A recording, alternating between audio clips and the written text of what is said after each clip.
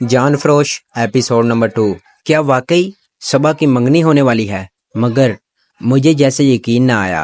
اوہ، تو گویا کیپٹن صاحب محترمہ کو دیکھتے ہی دل دے بیٹھے۔ وہ شرارت سے بولا تو میں بے اختیار جھیمپی ہوئی ہنسی کے ساتھ بولا، نہیں یار، ایسی بات تو نہیں ہے۔ وہ دیکھو، وہ ہے اس کا ہونے والا منگیتر۔ ذیشان نے ہلکے سے اشارہ کیا۔ میں نے مذکورہ سمت میں دیکھا تو میرا منہ بے اختیار کھلے کا کھلا رہ گیا۔ حیران ہو گئے نا صبا جیسی حور کے اس لنگور جیسے ہونے والے منگیتر کو دیکھ کر وہ بولا، واقعی اگر یہ لنگور نما شخص صبا جیسی حسین و جمیل پری کا منگیتر ہوتا تو میرے لیے افسوس کا ایک مقام تھا۔ انتہائی دبلا پتلا، رنگت بھی سانولی، سر کے بال بھی ان قریب فارغ البالی کا اعلان کرتے ہوئے نظر آ رہے تھے۔ آنکھیں بھی چندی چندی سی، قد بھی ہلکا تھا۔ اگر صبا پینسل ہیل والی اونچی سینڈل پہن کر اس کے ساتھ کھڑی ہوتی تو اس لنگور کا قد بھی اس کے مقابل دب کر رہ جاتا۔ یار، کیا صبا یا اس کا باپ اندھے تھے جو؟ شش، آہستہ بولو، ورنہ بڑے بے آبرو ہو کر تیرے کوچے سے ہم نکلے والا شیر ہم پر صادق آ جائے گا۔ میرے ہولناک تبصرے پر ذیشان نے سرگوشیانہ کہا، صد افسوس ہے یار، یہاں بھی سیٹھ نے باپ بن کر نہ سوچا۔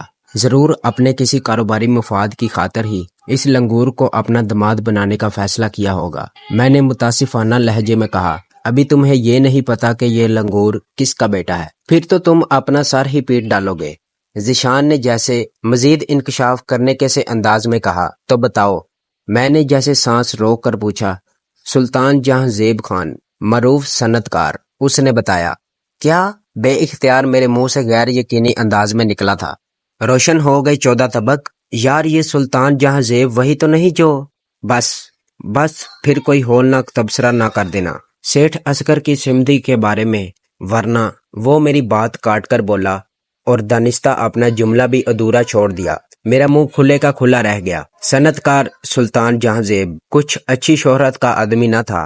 اس کی یہ مشکوک شہرت اگرچہ انٹیلیجنس کی حد تک ہی تھی، مگر بہرحال مستند اور مستقہ تھی، لیکن ثبوت نہ ہونے کی وجہ سے ابھی تک اس پر ہاتھ نہ ڈالا جا سکا تھا۔ وہ بے پناہ اثر و رسوخ کا بھی مالک تھا اور خطرناک بھی تھا۔ اسے ذرا بھی بھنک پڑ جاتی کہ کوئی اس کے پیچھے لگا ہوا ہے تو وہ اسے خاموشی کے ساتھ مروا ڈالتا تھا یا ہمیشہ کے لیے غائب۔ پھر ذیشان ہی کی نشاندہی سے وہ مجھے ایک طرف کھڑا نظر آ گیا۔ کالے کوے جیسی رنگت، سر بالکل گنجا، دراز قد، اور عمر میں وہ اپنے ہونے والے سمدھی سیٹھ اصغر خان جتنا ہی تھا، یعنی 45-50 کا ہوگا۔ مجھے جیسے سانپ سونگھ گیا۔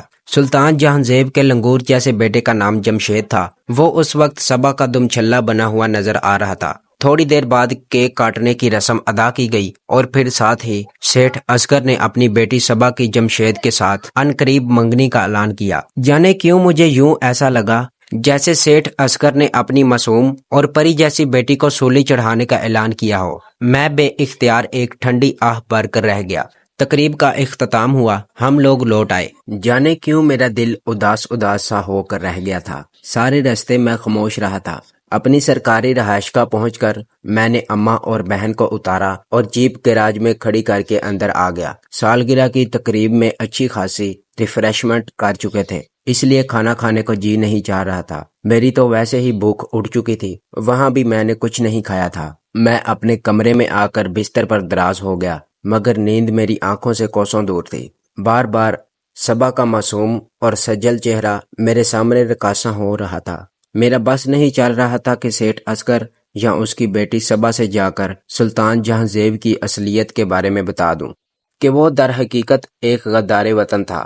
دیگر اشیاء کی سمگلنگ کی آڑ میں وہ بعض اہم ملکی رازوں سے پڑوسی ملک کو آگاہ کرنے کی مذکور کوشش کر رہا تھا، مگر انٹیلیجنس کی اس کی انڈر گراؤنڈ مجرمانہ سرگرمیوں پر کڑی نگاہ ہونے کی وجہ سے وہ ہر بار ناکام رہا، مگر ثبوت کی عدم فراہمی کی وجہ سے اس پر ہاتھ نہ ڈالا جا سکا تھا۔ اس کے جن گروہوں اور کارپردازوں کو گرفتار کیا گیا، ان میں سے چند نے تو اپنی جان ختم کر ڈالی تھی۔ جو باقی بچے تھے وہ اپنے چیف کے بارے میں کچھ بھی بتانے سے قاصر تھے، یوں کہ انہوں نے اب تک 7 پردوں میں چھپے چیف کی آواز ہی سنی تھی، مگر صورت نہیں دیکھی تھی۔ ایک میجر رینک کے اعلیٰ آرمی آفیسر نے محب الوطنی کے جذبے میں ملغوب ہو کر سلطان جہاں پر بغیر کسی ثبوت کے ڈائریکٹ ایکشن لینے کی کوشش کی تو الٹا اس بیچارے کا کورٹ مارشل ہو گیا۔ پہلے اس بیچارے کی وردی اتاری، پھر بعد میں اس کا بالکل پتہ نہ چل سکا کہ وہ کہاں گیا۔ آرمی قوانین بہت سخت ہوتے ہیں، ان کا اپنا آدمی بھی اس سے ذرا بھی روگردانی کرتا ہے تو